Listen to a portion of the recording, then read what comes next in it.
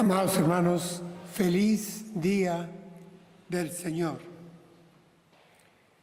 Con razón, en las últimas décadas se está dando una importancia especial a todo aquello que tiene que ver con el ejercicio de las facultades mentales en el ser humano, tanto por lo que eso significa para su propio desarrollo, el ser, como por sus relaciones con quienes están en su entorno.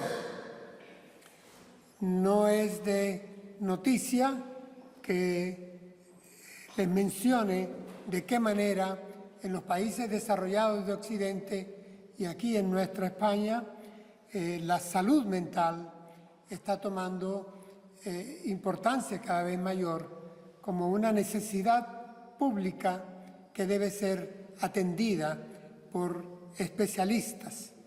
Y en torno a ese tema que conocemos bien, del que estamos bien informados, es necesario que mencione que un rasgo que ha acompañado, un elemento que ha acompañado a este fenómeno es el que nuestra sociedad, más que nunca en la historia, se encuentra hiperconectada a medios de información. Es decir, recibimos cantidad de información que alguna de ellas tenemos que procesar por la vía del subconsciente, la vía cerebelosa, o de lo contrario no podríamos soportarla. Pero es mucha de ella también información necesaria que tenemos que procesar, y todo esto incide en nuestra identidad. Somos seres complejos, tenemos una dimensión cognitivo-afectiva, una dimensión somática y una dimensión espiritual. A esto me referí en el sermón la semana pasada. Y nuestro espíritu, hermanos, se expresa a través del sistema nervioso central. Es decir, nuestro ser, nuestro yo, nuestra identidad, se proyecta, se expresa a través de unas 100.000 millones de neuronas que tenemos en nuestro cerebro. Las utilizamos para que nuestro espíritu se muestre, sea. Así fuimos diseñados. A través de ello expresamos nuestra conciencia, expresamos el quiénes somos, y a través de esa masa neuronal nos relacionamos. ¿Por qué estoy comenzando el sermón con esto? Esto no pareciera una predicación. Pues bien, hace unos 3.000 años, Salomón, rey de Israel, hijo de David, escribe un libro de amplia sabiduría, aún citable a día de hoy, el libro de Proverbios. Y le cito a él uno de sus proverbios.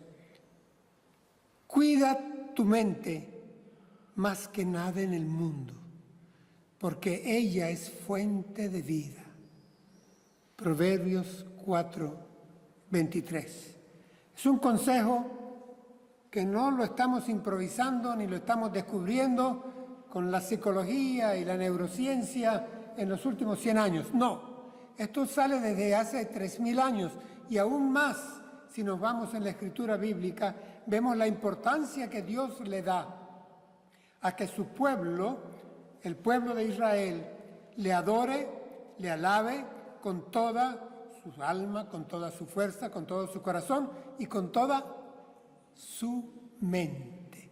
Es la importancia que Dios le da porque quiere tener una relación con nosotros, una relación inteligente con Él, una relación inteligente. Por su gracia, solamente por su gracia, su Espíritu Santo ha cambiado nuestra mente, nuestra forma de pensar, y ha cambiado nuestra vida. Hermanos, su Espíritu Santo en nosotros nos ha hecho nacer de nuevo. Un cambio tan radical que incluye toda nuestra manera de pensar, toda nuestra manera de razonar. Nos ha cambiado y nos ha reconciliado con Él. Hemos pasado todos los hombres de la rebelión autocrática a una relación teocrática por la gracia y el poder del Espíritu Santo de Dios. Hemos pasado de una rebelión autocrática a una relación teocrática, gracias a Él. En esto consiste gran parte de la soteriología cristiana, del concepto de salvación. Tomar en cuenta la mente, la dimensión cognitivo-afectiva del creyente, del hombre. Hermanos, sí, puedo esbozarlo en estos términos para circunscribir el campo que vamos a tocar en la predicación de hoy. La salvación salva al hombre de su narcisismo. Ese narcisismo humanista primitivo y que ha observado variantes a través de la historia. La salvación salva al hombre de su egocentrismo, de su narcisismo autocrático. Pero, ¿cuál es la consecuencia cuando los hombres son salvos de esa manera de pensar y de vivir y pasan a ser hijos de Dios? Que se encuentran con un entorno que le es en cierta manera hostil, diferente, por usar un eufemismo. La Escritura nos dice que los hijos de Dios tienen un problema. Tienen que estar sin ser en un mundo que se encuentra bajo influencia del maligno. Eso nos dice la Escritura. Eso nos advirtió el Señor Jesús, que acontecería. Y entonces, hermanos, tomando una analogía del mundo militar, nos encontramos con que el apóstol Pablo desarrolla en varias de sus cartas el tema definiendo el presente siglo, la presente era, como el siglo malo, así lo llama. El presente siglo malo. Y entonces ordena a una gran iglesia que había en el Asia Menor, a la iglesia de Éfeso, ordena a los hermanos que tomen toda la armadura de Dios, porque va a haber enfrentamiento, va a haber lucha, va a haber conflicto, va a haber lo que se ha dado a llamar, y no debemos despreciar, guerra espiritual, enfrentamiento espiritual.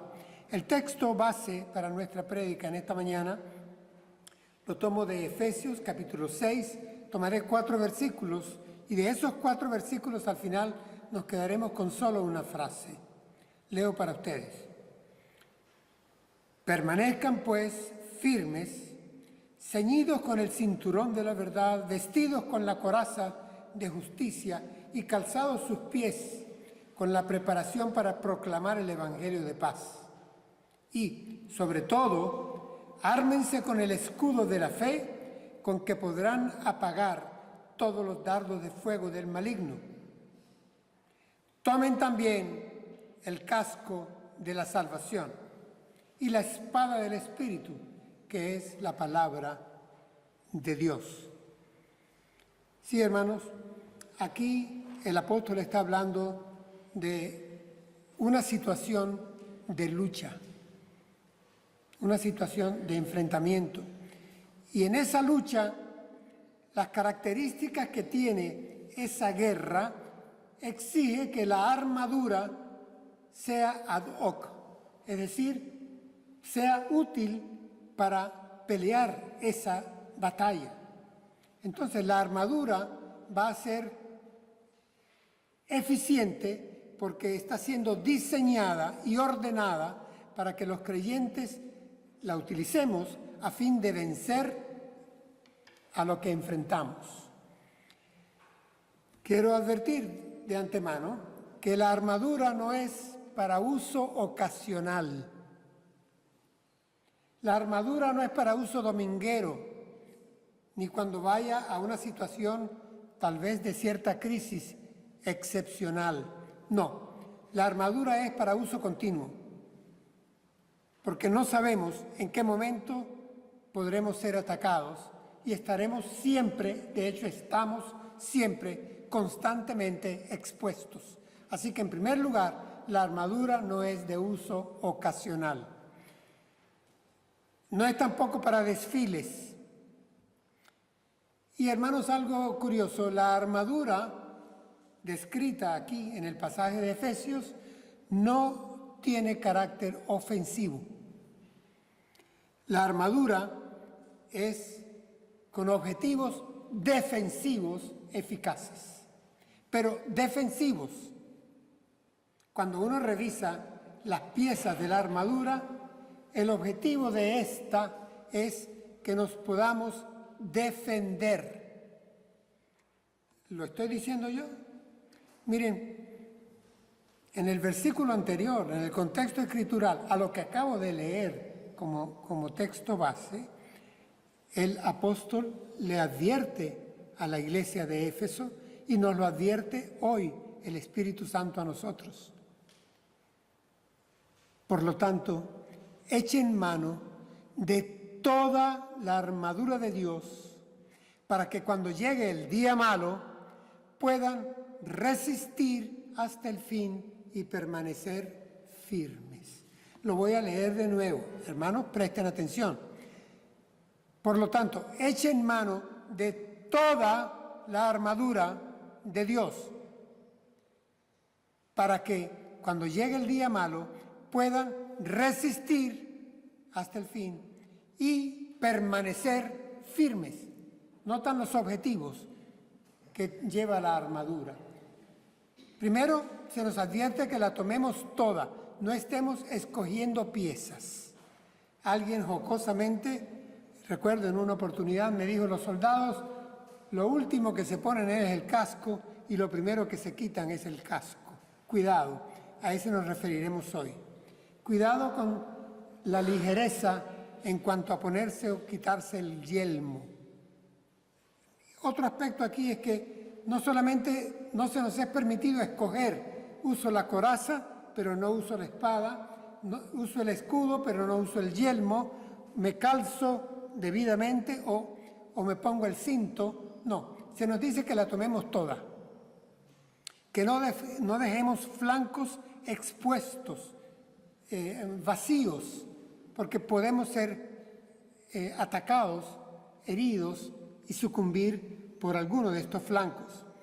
Y lo segundo, hermanos, es que nos habla del objetivo. Es para que podamos resistir. El vocablo griego dice con oposición vigorosa. Con oposición vigorosa. Para que podamos resistir y permanecer firmes. Permanecer firmes me hizo recordar, por la palabra griega ahí utilizada, a un muñeco que cuando niño yo recordaba que en Navidad a veces algunos de nuestros amigos tenían. Era un muñeco de celuloide que tenía la base como con algo pesado y le podíamos dar cachetadas o moverlo. Él se movía y quedaba luego en su sitio, no era derribado. Allá lo llamábamos en Venezuela el porfiado, un muñeco porfiado, porque tenía una base que le podía sustentar y permanecer firme después de haber resistido a lo que lo habíamos sometido. Así que el objetivo de la armadura es que podamos resistir en el tiempo en que seamos atacados y luego permanecer, continuar firmes de pie en el sitio en donde se nos ha ubicado. Hermanos,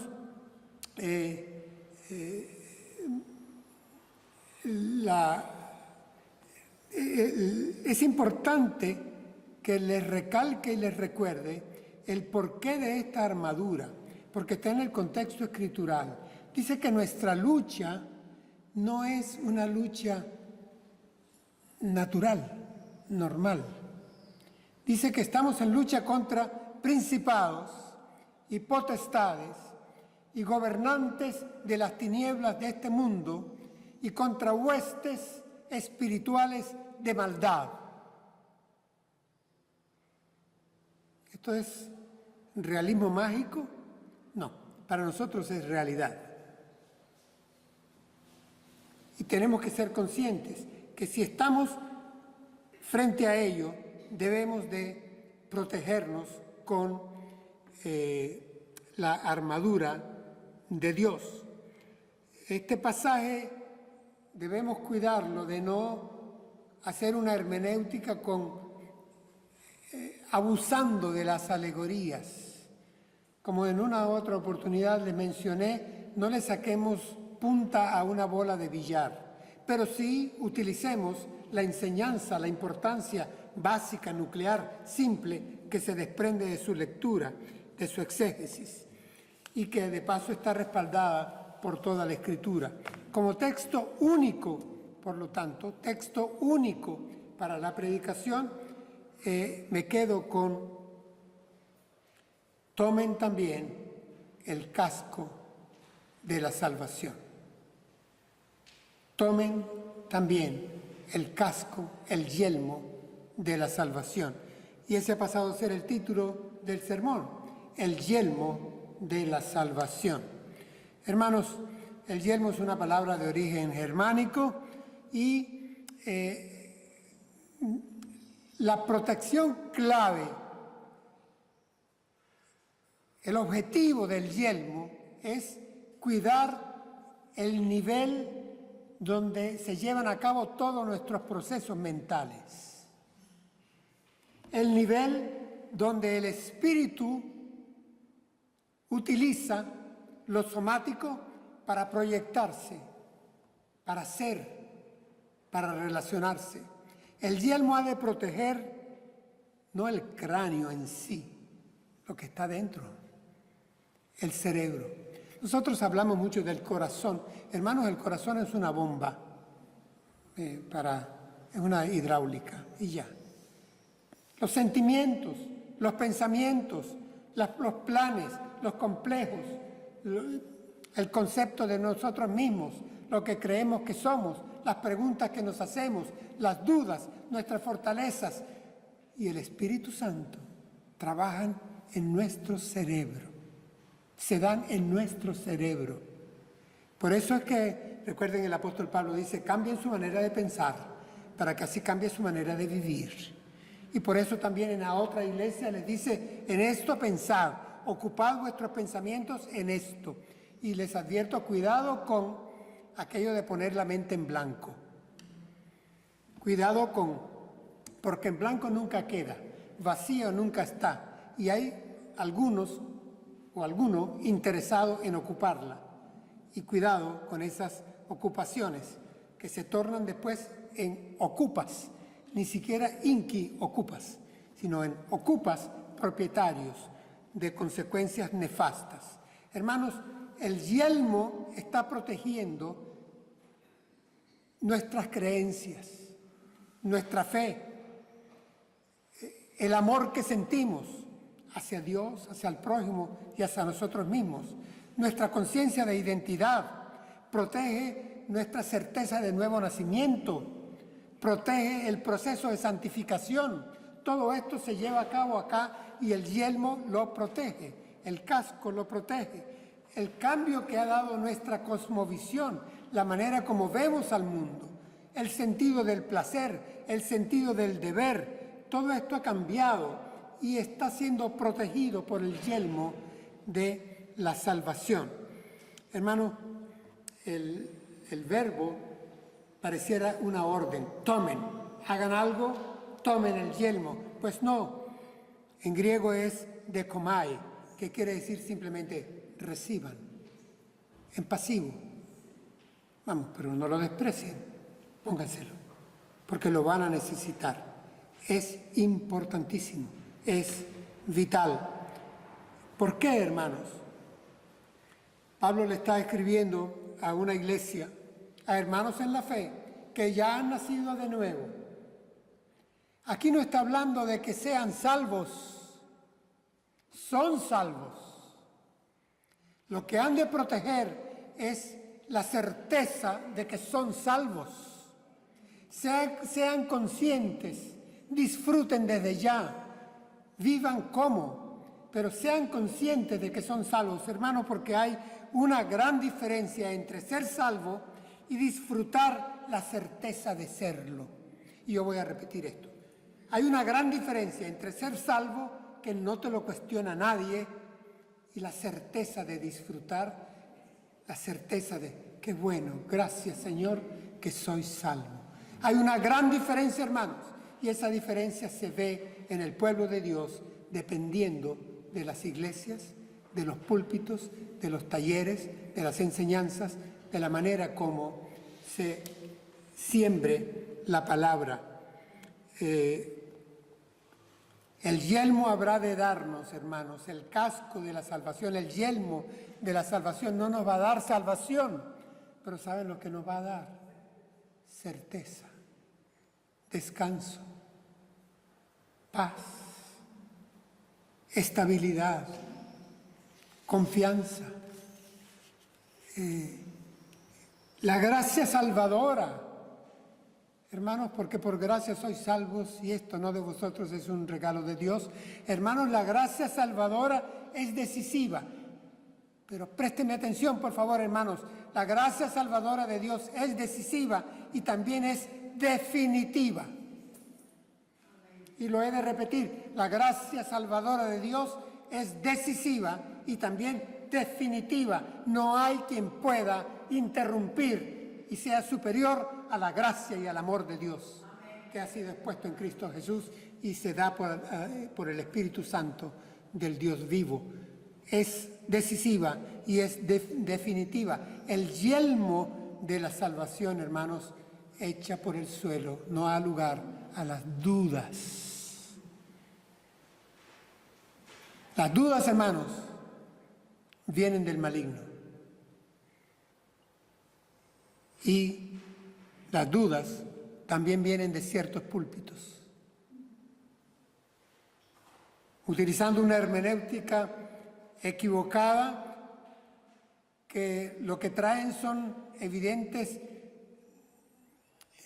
restos legalistas, que tienen casi un sabor a salvación por obras. Parecen que propiciaran una religiosidad farisaica y hasta hipócrita en las iglesias. Exigen un activismo para ayudar a ser salvos.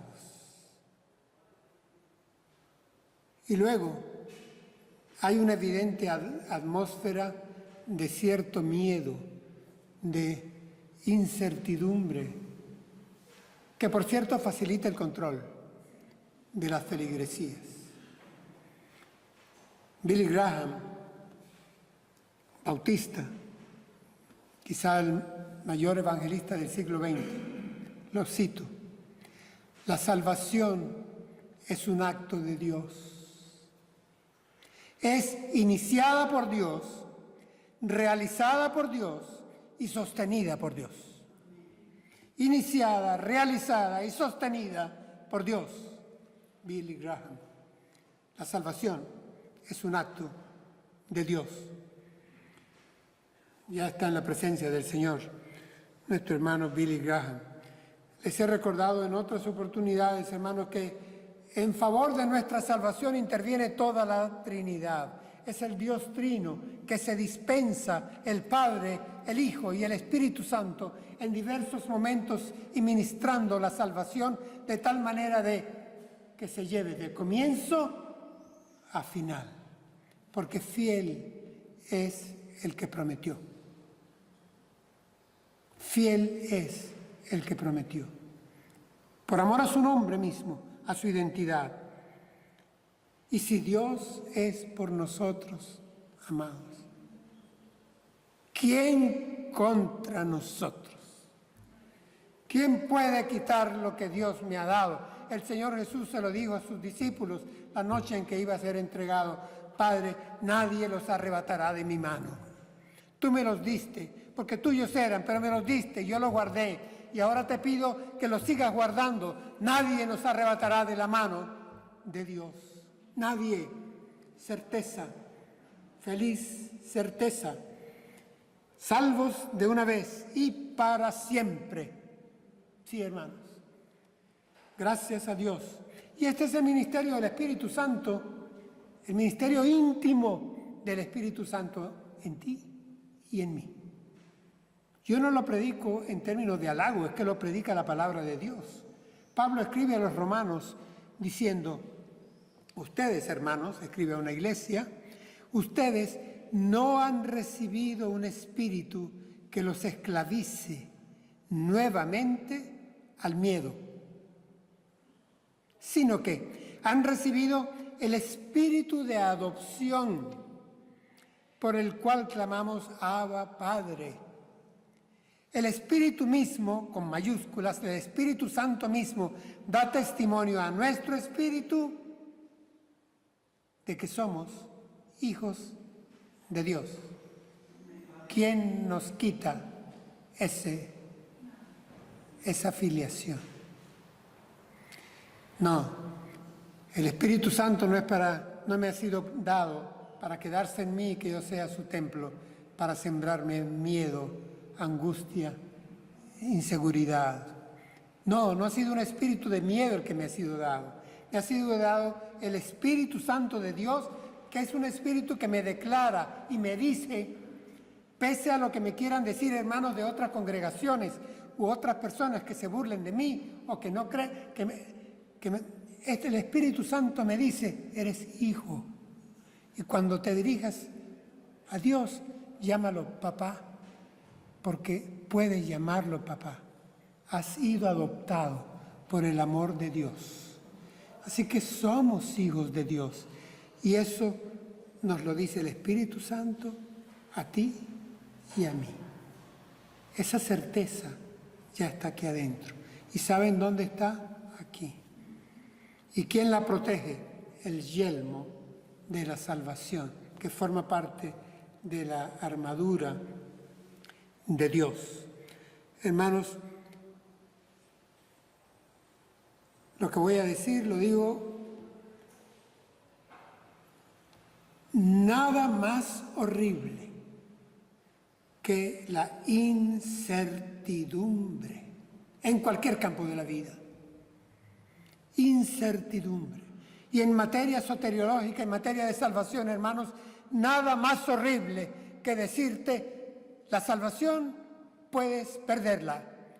Depende de ti, depende de las circunstancias. Cierta no es, incierta, cuida, con temor, con temblor, con sudor, que la puedes perder. Incertidumbre, sentimiento que no debe y no es compatible permitírselo el cristiano, porque tiene el Espíritu Santo de Dios que da testimonio a su espíritu de que ha nacido a vida. Tengo entendido que hemos nacido a vida eterna, ¿no? Y si hemos nacido a vida eterna, ¿cómo puede la eternidad truncarse y perderse? El que nació de nuevo, nació por obra del Espíritu Santo de Dios para vida eterna. Con amor eterno te he amado, le decía Dios a su pueblo a través del profeta Jeremías.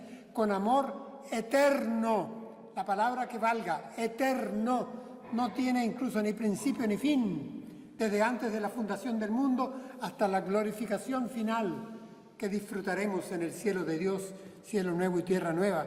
Hermanos, es trágico cuando en las iglesias, en algunas iglesias, en muchas iglesias, si quiero ser real, se predica un evangelio que le dice al creyente, la salvación depende de ti. Eso es trágico. Y eso es antibíblico. No, gracias Señor. John Stott, en la presencia ya del Señor, hace pocos años, gran biblista inglés, lo cito: el que se mantiene firme hasta el fin será salvo.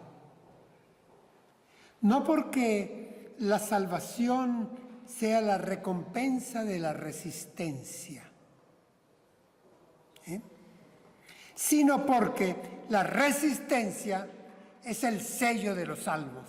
Hermanos, el que ha resistido es porque es salvo. La resistencia es el sello de los salvos. El que no resistió es que simplemente nunca fue. Salieron de nosotros porque no eran de nosotros. El que está sellado hasta el final. ¿Lo dice solamente John Stott? No, hermanos, lo han dicho todos los escritores del Nuevo Testamento. Lo encontramos sus bases en el Antiguo Testamento, pero lo hemos encontrado a lo largo de la historia. Grandes hombres de Dios, los reformadores así lo predicaban, así lo rescataron. Y hermanos, el apóstol Pablo nos dice que hemos sido, y lo cito textualmente, hemos sido sellados por el Espíritu Santo como propiedad de Dios hasta el día de nuestra completa redención. Aleluya. Hemos sido sellados por el Espíritu Santo hasta que culmine nuestra redención, hasta el final. No hemos sido sellados para que a mitad de camino, a 3/4, una noche, 10 días antes de, se pierda, Dios pierda lo que ha declarado propiedad suya. Hermanos, desgraciadamente quiero recalcar, hay iglesias que están despojando del yelmo a sus fieles. Parecen ya herencias medievales, poco más si hay penitencias, y tal vez creo que en algunas hay.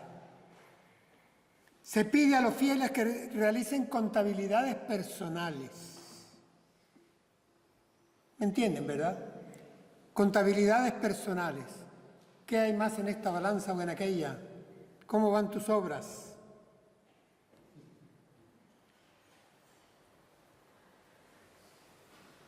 A los feligreses no se les recuerda que dependan de la gracia, de la misericordia, del amor, del perdón, de la exhortación, de la maestría del Espíritu Santo, que dependan de sus experiencias. Miren, termina siendo una montaña rusa de emociones que da tristeza cuando les veo. No, hermanos,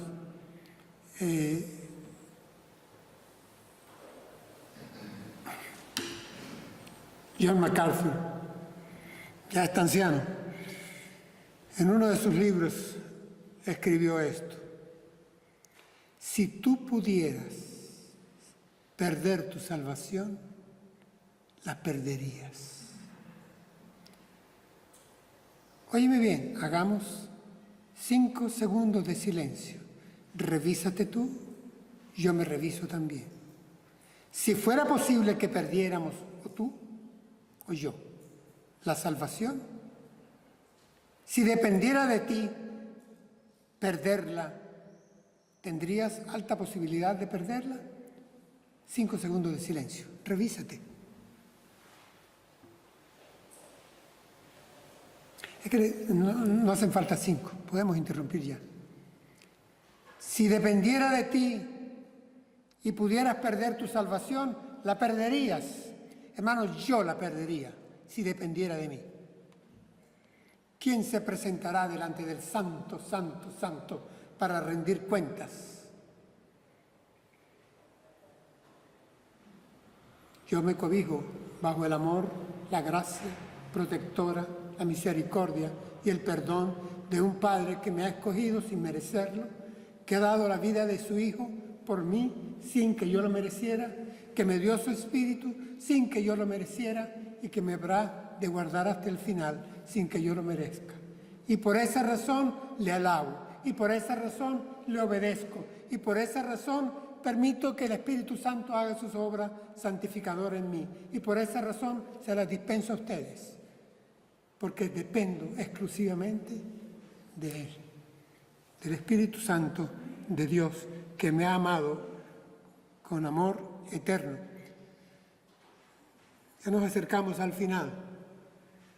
Cuando el apóstol Pablo escribe a la iglesia en Tesalónica, en su primera de 2 cartas, este es uno de los textos más tempranos, le he dicho en otras oportunidades, de los textos más tempranos del siglo I. Escribe el apóstol: nosotros, que somos del día, seamos sobrios, habiéndonos vestidos con la coraza de fe y de amor, y atención, y con la esperanza de salvación como yelmo. Y lo vuelve a citar al yelmo. Y precisa lo que hemos estado comentando a lo largo de estos minutos. El yelmo de la salvación, esa esperanza cierta de salvación. Con la esperanza de la salvación. ¿Saben qué pasa? Que nosotros hemos aceptado el vocablo esperanza en su forma más etérea, insegura que pueda existir. Hermanos, aquí el vocablo griego es elpis, y ese término significa esperanza en expectación que contempla con placer anticipado. Es tan cierta que desde ya me complazco en ella, no dudo de ella, la disfruto. Es certeza, insisto, porque fiel es el que prometió, el que comenzó la buena obra en ti. ¿Cuál es la buena obra en ti y en mí? La obra de salvación. El que comenzó la buena obra en ti, Él la llevará de seguro hasta su final, cuando el Señor Jesucristo regrese. Él la llevará, Él te sostendrá. Cantaremos ahora para cerrar nuestro culto. Él me sostiene, Él es la roca, de Él dependo, de Él dependes, hermano. No de ti, no de mí. Somos vasos de barro y el tesoro de la salvación está en nosotros, que somos vasos frágiles de barro.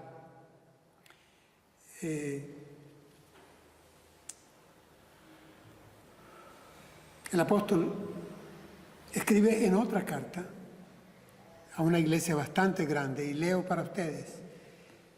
Pablo apóstol: estoy convencido, miren cómo comienza, estoy convencido de que nada podrá separarnos del amor de Dios.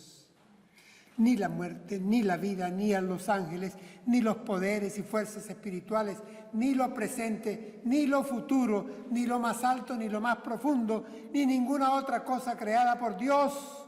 Dice nada, y lo vuelve a repetir, nada podrá separarnos del amor que Dios nos ha mostrado en Cristo Jesús nuestro Señor. Romanos 8, 38 y 39. Nada, hermanos, podrá separarnos del amor de Dios que haya demostrado en Cristo Jesús nuestro Señor. Sí, hermanos, el yelmo nos protege de los golpes de la duda, nos protege de cualquier horrible incertidumbre, nos protege también de la ansiedad. No hay lugar para la ansiedad. El yelmo nos protege, nos conserva.